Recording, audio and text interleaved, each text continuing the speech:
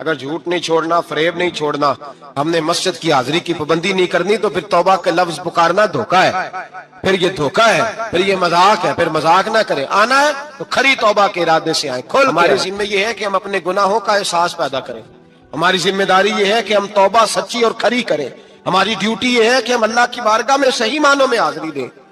ہم توبہ بھی جھوٹی کرتے ہیں، بلکہ اگر میں کہوں کہ مذاق کرتے ہیں۔ شب برات آنے والی ہے نا، یہ موٹی سی بات ہے۔ شب برات کو کیا ہوتا ہے؟ عبادت۔ کیا ہوتا ہے؟ بول کے بتائے۔ یہی ہوتا ہے نا، تو اس کے لیے سرٹیفکیٹ کی ضرورت ہے جی۔ والذین یبیتون لربہم سجدا وقیاما، اللہ فرماتے ہیں میرے بندے ساری رات گزار دیتے ہیں یا قیام کرتے ہوئے یا سجدہ کرتے ہوئے۔ ہاں، ایک وہ ہے جو مانتے ہی نہیں سرے سے، ایک وہ ہے جو بڑا عجیب مانتے ہیں، وہ کہتے ہیں شب رات ہے، چھوٹا گوشت ہی نہیں مل رہا دکان سے۔ بھئی شب رات گوشت کھانے کا دن ہے، ان کو سمجھائیں۔ شب برات آئے گی، پھر توبہ ہوگی، ہر مسجد سے رونے کی آواز آئے گی، زور زور سے لوگ روئیں گے، تڑپیں گے، اجتماعات ہوں گے، بڑے بڑے اجتماعات ہوں گے، توبہ کریں گے لوگ، کریں گے نا انشاءاللہ تعالی، آئیں گے نا لوگ مسجدوں میں، پھر سویرے جھوٹ بند ہو جائے گا نا، اگلی صبح ملاوٹ ختم، کم تولنا ختم۔ یہ کیسی توبہ ہے؟ توبہ کیا ہے؟ میرے نبی پاک علیہ السلام کے غلاموں نے توبہ کی تقسیم کی۔ حضرت حسن بصری سے کسی نے پوچھی توبہ کیا ہے، تو آپ نے فرمایا توبہ یہ ہے کہ جب تو توبہ کر لے تو پھر اس جگہ نظر نہ آنا جہاں کھڑے ہونے سے رب رسول ناراض ہوتے، اور فرمایا توبہ یہ ہے کہ جب تو نے توبہ کر لی پھر وہاں سے غیر حاضر نہ ہونا جہاں حاضری کا تجھے اللہ رسول حکم دیتے ہیں۔ یہ تیری توبہ ہے، اور اگر تو ایسا نہیں کرتا پھر تو نے توبہ نہیں کی، پھر تو نے مذاق کیا۔ میرے بھائی، رحمت الہی آواز دیتی ہے کہ طرف رجوع کریں، دوڑے، کھری توبہ، سچی توبہ۔ اور کس طرح کی توبہ؟ میرے نبی کریم علیہ السلام نے ایک دن صحابہ سے پوچھا ایک بات تو بتاؤ، بخاری مسلم کی حدیث ہے، یا رسول اللہ پوچھئے۔ نبی پاک صلی اللہ علیہ وسلم نے فرمایا اگر کوئی آدمی صحرا میں سفر کر رہا ہو، بہت بڑا صحرا ہو، اونٹ پر اس کا سفر ہو، اور اس نے اونٹ پر کھانے پینے کا سامان باندھا ہو، پیسے بھی رکھے ہو، پانی بھی رکھا ہو، تھک گیا سفر کرتا کرتا، درخت کی ایک ٹہنی کے ساتھ اونٹ کی نکیل باندھی اور درخت کے نیچے لیٹ گیا آرام کرنے کے لیے۔ اللہ کے حبیب فرماتے ہیں اچانک اس کی آنکھ لگ گئی، جب جاگا تو اس نے دیکھا کہ اونٹ تو غائب ہو گیا ہے، اب نہ کھانا ہے، نہ پانی ہے، نہ پیسے ہیں، اور صحرا بڑا لمبا ہے، پیدل سفر بھی نہیں کر سکتا۔ تھوڑا سا ڈھونڈا، پھر موت کا انتظار کرنے لگا، سوچنے لگا موت آئے گی، اب مر جاؤں گا۔ اللہ کے محبوب فرماتے ہیں تھوڑی دیر گزری، جب بالکل مایوس ہو گیا تھا تو اچانک نظر پڑی تو اونٹ اس کا سامنے کھڑا تھا۔ نبی پاک سے صحابہ سے پوچھتے ہیں بتاؤ، اس کی کل کائنات اجڑ گئی تھی، راز ضائع ہو گئی تھی، ہر شے لٹ گئی تھی، دوبارہ اسے مل گئی ہے، بتاؤ اسے کتنی خوشی ہوگی؟ صحابہ کہنے لگے یا رسول اللہ نئی زندگی مل گئی اس بندے کو، وہ ساری دنیا سے زیادہ راضی ہے۔ تو میرے کریم رسول صلی اللہ علیہ وسلم نے فرمایا رب کریم کا نافرمان بندہ جب اس کی بارگاہ میں آ کے توبہ کرتا ہے تو اللہ اس سے بھی زیادہ راضی ہو جاتا ہے۔ نافرمان جب آ کے کہتا ہے یا اللہ معاف کر دے آئندہ نہیں کرتا، میں اللہ تو راضی ہو جاتا ہے۔ اور حبیب پاک علیہ السلام فرماتے ہیں وہ اتنا کریم ہے، جب بندہ اپنے رب سے صلح کر لیتا ہے، توبہ کر لیتا ہے، تو اللہ زمین کو کہتا تو بھول جا میرے بندے نے گناہ کیا ہی نہیں، آسمان سے کہتا تو بھول جا میرے بندے نے گناہ کیا ہی نہیں۔ پھر رب کریم فرشتوں سے فرماتا ہے کہ مٹا دو جو تم نے لکھا تھا، میں نے اپنے بندے کے ساتھ صلح کر لیا۔ شب برات کو آئیں گے مسجد میں انشاءاللہ؟ کتنے بجے؟ نے جو سوچے ہی نہیں اس پاسے تھے، عصر کے وقت مسجد آئیں شب رات۔ کتنے بجے جی؟ عصر کے وقت آئیں، غسل کریں، مسجد آئیں، عصر کے بعد درود شریف پڑھیں اور مغرب سے لے کر فجر تک عبادت کریں۔ مغرب میں شام شروع ہو جاتی ہے، ایک رات جاگ کے دیکھیں، جاگنا پڑتا ہے، مریض ہو جائیں تب بھی جاگنا پڑتا ہے، دکھ لگ جائے تب بھی وہ جگا لیتا ہے۔ بڑے بڑے جاگتے ہیں، بڑے بڑے جاگ لیتے ہیں، وہ جگا لیتا ہے، تندرستی بھی، صحت بھی، دولت بھی، اے سی بھی، پلنگ بھی بڑا اچھا، لیکن اگر وہ نیند نہ دینا چاہے تو بندہ ساری رات ہی تڑپ کے جاگتا ہے، تڑپ کے، اور بھوکا اتنا روٹی کا بھوکا اتنا پریشان نہیں ہوتا جتنا نیند کا بھوکا پریشان ہوتا ہے۔ الجھ جاتا ہے انسان، وہ جگا لیتا ہے قبل اس کے کہ وہ خود جگائے، خود بخود جاگ جائے۔ مغرب سے لے کر فجر تک نماز پڑھیں، ذکر کریں، درود پاک پڑھیں، محفل میں شرکت کریں۔ میرے رسول کریم علیہ الصلوۃ والسلام کی پیاری زوجہ ام المومنین سیدتنا عائشہ صدیقہ رضی اللہ تعالیٰ عنہ کہتی ہیں حضور رمضان کے علاوہ سب سے زیادہ روزے شعبان میں رکھتے تھے، گویا پریکٹس ہوتی تھی رمضان کی۔ میں نے عرض کیا یا رسول اللہ صلی اللہ علیہ وسلم اتنے روزے کیوں رکھتے ہیں، ابھی رمضان تو آگے ہے؟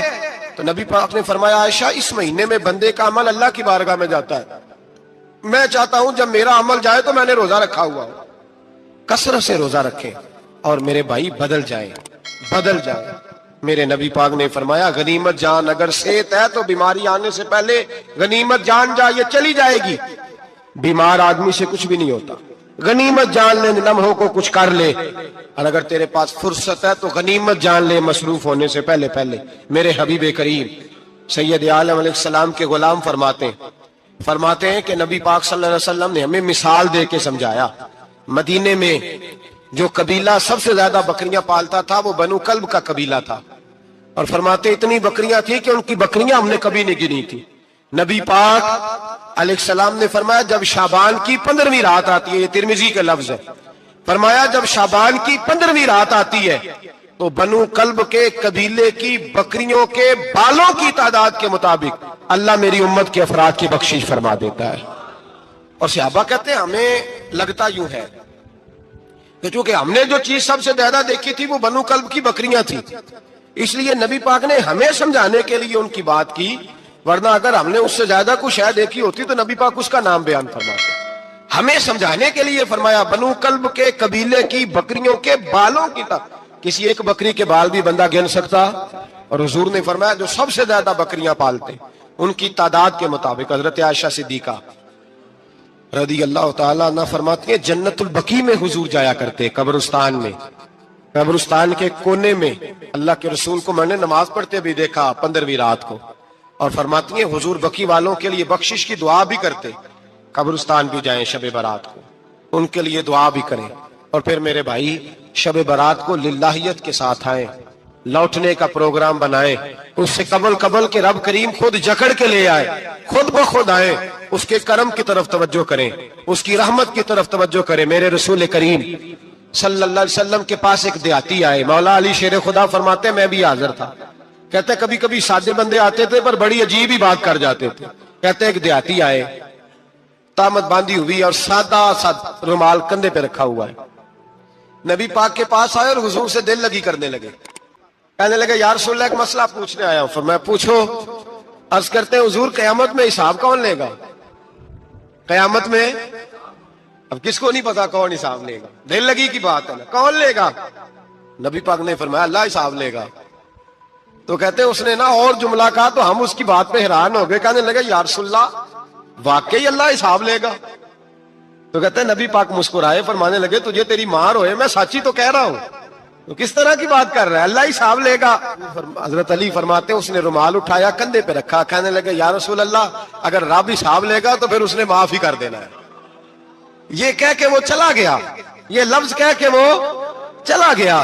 تو حضرت مولا علی کہتے ہیں میں نے حضور کا چہرہ دیکھا تو گلاب سے بھی زیادہ کھلا ہوا تھا، میں نے نبی پاک کا چہرہ دیکھا تو چاند سے بھی زیادہ روشن تھا۔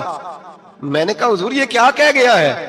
نبی پاک نے فرمایا بندہ بڑا سادہ تھا، بات بڑی پیاری کر گیا ہے، بڑی پیاری کر گیا ہے۔ حضور نے فرمایا علی رب کریم ہے، اور کریم جب غالب ہوتا ہے تو کرم ہی فرمایا کرتا ہے، وہ کرم ہی کرتا ہے، وہ معاف ہی کرتا ہے، وہ معاف ہی کرتا ہے۔ اللہ معاف کرتا ہے، پر میں نے کہا کوئی معافی لینے آئی نہ تو کوئی معافی لینے۔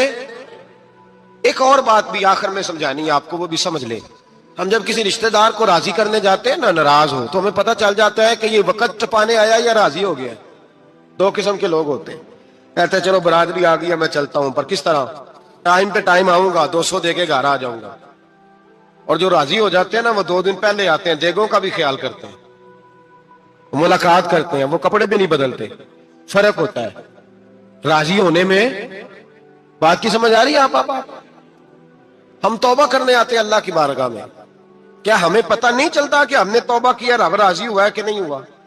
हमारा ईमानी रिश्ता तो है ना अपने रब से, रूह का ताल्लुक तो है ना, तो हमें अंदाजा होता है कि अल्लाह राजी हो गया कि नहीं। अंदाजा तो होना चाहिए ना हमें। ये बात कहने की नहीं, ये बात महसूस करने की है। इसको महसूस करें। हम जब अल्लाह की बारगाह में आए तो फिर हमें अंदाजा होना चाहिए कि मैंने मना लिया है कि नहीं मना सका, मैं उसको राजी करके उठ रहा हूं कि नहीं उठ रहा। अगर बगैर राजी किए उठे हो तो फिर फॉर्मेलिटी करने आए थे, फिर राजी करने नहीं आए थे। हजरत फुज़ैल इब्न अय्याज़ रहमतुल्लाह ताला अलैह फरमाते, एक दिन मैंने सर सजदे में रखा और मैंने कहा, खुदाबंदा आज मुझे पता चलेगा कि तू मुझसे राजी है कि नाराज है, तो फिर ही मैं उठूंगा।